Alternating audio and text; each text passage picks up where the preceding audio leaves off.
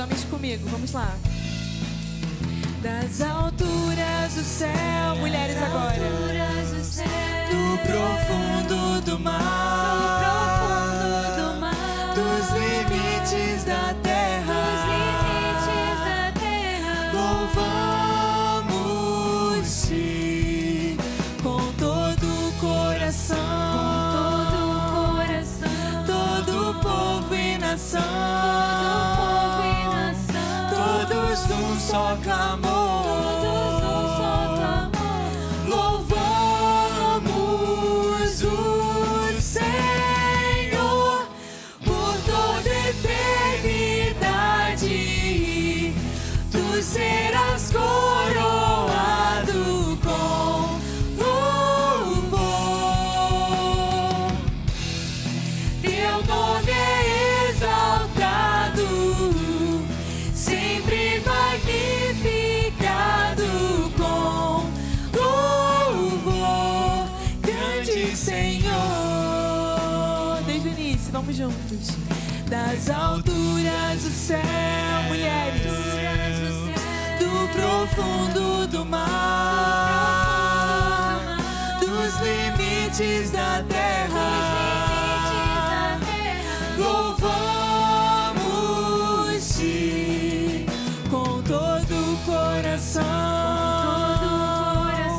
todo povo e nação, todos num só clamor. Louvamos o Senhor por toda eternidade. Tu serás coroado com louvor. Teu nome é exaltado, sempre magnificado com louvor. Grande Senhor. Ele exaltado, o Rei exaltado nos céus. Eu louvarei, Ele exaltado para sempre, exaltado o seu nome. Louvarei.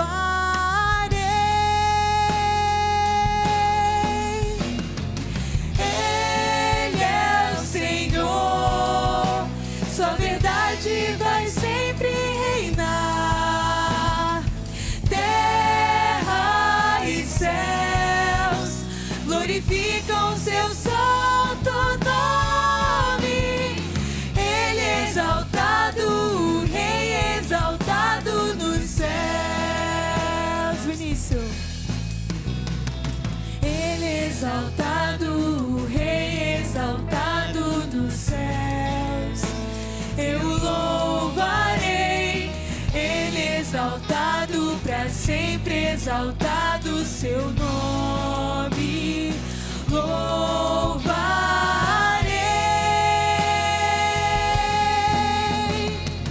Ele é o Senhor, sua verdade vai sempre reinar. Terra e céus glorificam seu santo nome. Ele é exaltado, o Rei exaltado nos céus.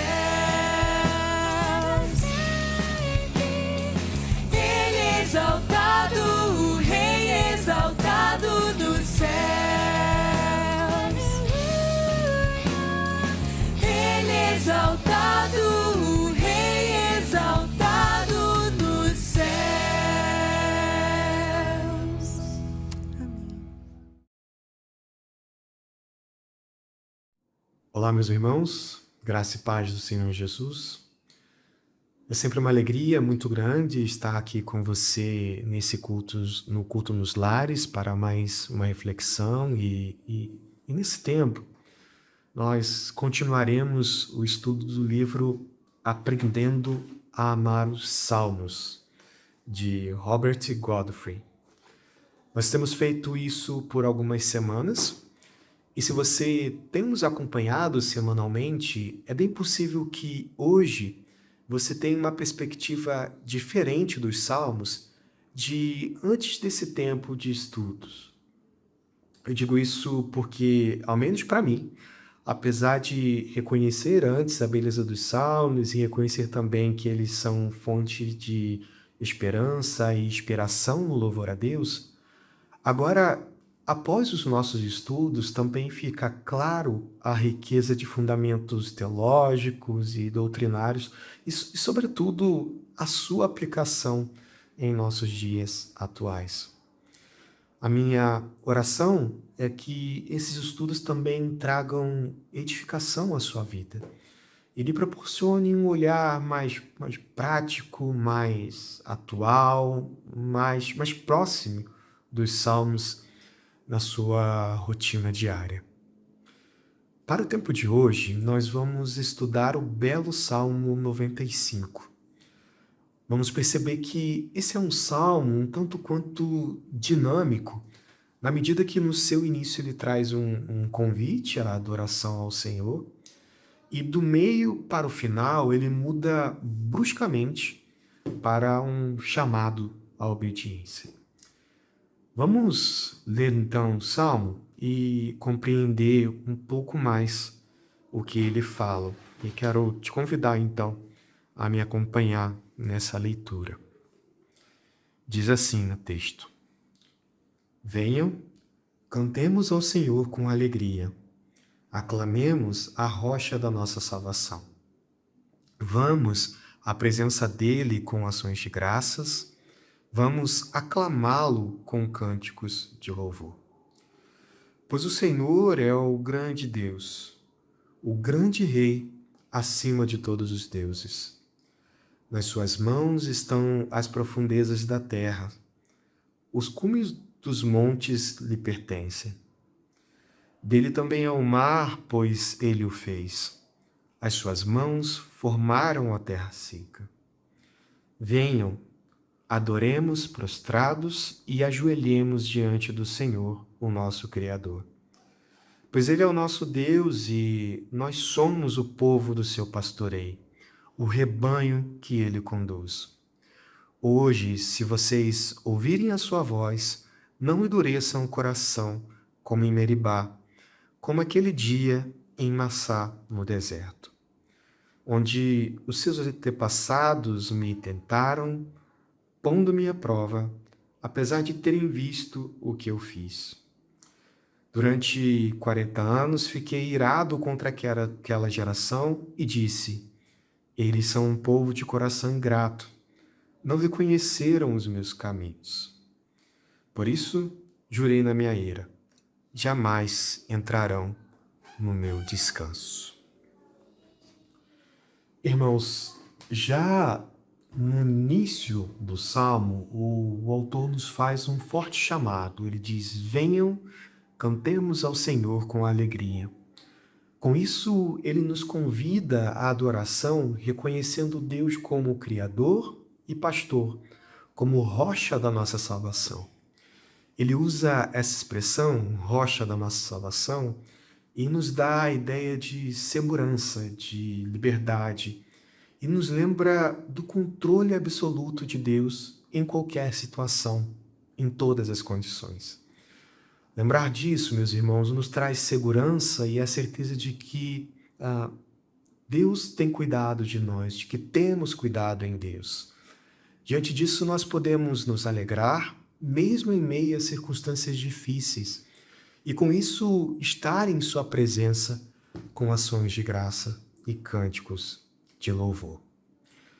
O salmista continua nos versículos de 3 a 5 dizendo que a grandeza de Deus se manifesta em sua superioridade sobre todos os chamados deuses que os pagãos adoravam. Eles veneravam alguns deuses que supostamente governavam as cavernas da terra e outros que acreditavam viver nas montanhas. Alguns ainda recebiam crédito por controlar os mares e outros a terra. Mas Deus é rei sobre todos eles, ou seja, ele é o soberano Deus. E nós somos chamados a adorá-lo porque ele é o Senhor e nosso Criador. É interessante pensar que a sua criação em nós tem um sentido duplo. Ele nos criou como homem, como humanidade, mas também nos redimiu como seus filhos, nos tornando nova criação e participantes do seu reino. O que deve nos levar a adorá-lo verdadeiramente e com tudo que há em nós. É isso que o salmista também nos diz no versículo 6, quando ele fala: adoremos prostrados e ajoelhemos diante do Senhor, nosso Criador. E com isso ele enfatiza a adoração inteira, né? Inclusive com atos específicos de adoração, como prostrar e ajoelhar diante do Senhor. O autor do livro, ele nos traz um destaque para esses atos, como prostrar e ajoelhar, e algumas outras ações sinceras que nós devemos ter diante do Senhor. E eu achei muito interessante ele reforçar isso. Por vezes nós podemos nos colocar em adoração diante do Senhor com ações contidas. E não há nada de errado nisso, mas também é bom, e eu diria até que é melhor, quando nós somos impelidos pelo Senhor a expressar a nossa adoração de maneira verdadeira, não só por intermédio de palavras, mas também levantando as mãos, por exemplo, no sentido de devoção, ou ainda ajoelhar em uma oração mais íntima, de preferência quando estivermos sozinhos, em um ambiente adequado, em sinal de dependência e humildade. Esses atos de adoração, eles expressam a fé e a devoção que há em nosso coração, e talvez, de maneira geral, nós deveríamos estar mais abertos a adorar ao Senhor assim. Chegamos então na segunda parte do Salmo, e essa é a parte que traz uma exortação para aqueles que cantam canções cristãs a viverem uma vida cristã. O salmista muda de um convite à adoração para um convite à submissão. Ele conhecia Israel e ele sabia que eles haviam sido rebeldes no passado, o que o leva então a alertar o povo para que evitasse os pecados que resultaram na sua peregrinação pelo deserto. Ele menciona Meribá e Massá como referência do texto de Êxodo 17, 1-7, e nesse texto nós podemos ver que Israel ele testou o Senhor, exigindo que Moisés lhe providenciasse água, quando deveriam simplesmente ter continuado a confiar e a obedecer a Deus. O texto vai dizer que Moisés os advertiu do seu pecado, colocando Deus à prova. Deus deu água ao povo quando Moisés bateu na rocha, e assim Moisés deu ao lugar o nome de Massá, que significa provar, e Meribá, que significa reclamar.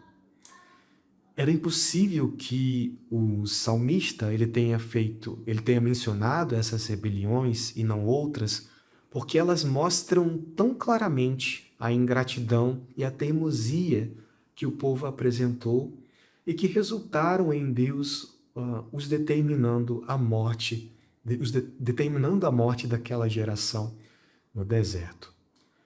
A maneira como o povo reagiu revela a falta de fé que eles tinham, não confiando que Deus, como sempre, faria o que fosse melhor para eles em seu próprio tempo e de sua própria maneira.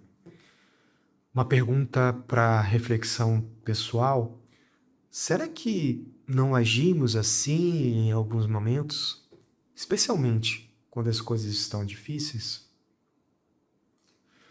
Esses israelitas, eles poderiam ter entrado em Canaã e desfrutado da terra que emana leite e mel, mas em razão de sua descrença e ingratidão, mesmo com os repetidos milagres e sustento constante de Deus, decidiram murmurar, duvidar e ficaram no meio do caminho.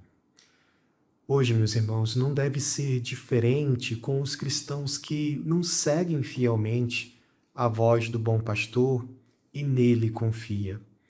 Esses cristãos, eles estão suscetíveis a uma vida de disciplina e bênçãos limitada.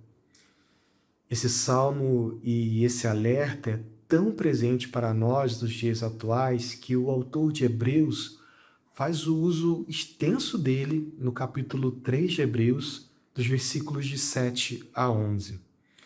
E complementa reforçando para que não tenhamos um coração perverso e incrédulo que nos afaste do Deus vivo. Precisamos confiar em Deus e nele descansar. Esse belo salmo nos lembra que o louvor e a adoração que dedicamos ao nosso Deus devem estar acompanhados da nossa confiança e obediência a Ele. Que Deus nos permita avançar constantemente nesse sentido. Que Deus nos abençoe e até uma próxima oportunidade.